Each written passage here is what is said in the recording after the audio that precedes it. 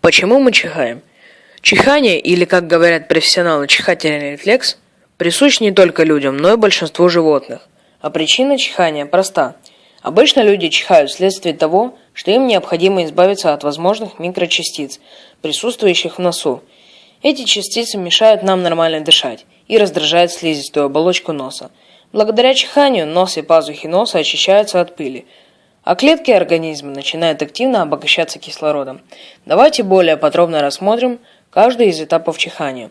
Сначала человек ощущает легкое щекотание в носу. В мозг поступает сигнал, что от данного раздражителя необходимо избавиться. Человек делает глубокий вдох, а затем резко и мощно выдыхает воздух носом. В это время язык прижимается к небу, вследствие чего воздух из легких перестает попадать в ротовую полость и с силой вылетает носоглоткой. Расстояние полета при этом составляет меньше 3 метров, а скорость достигает до 130 метров в секунду. Все тело в этот момент невероятно напряжено.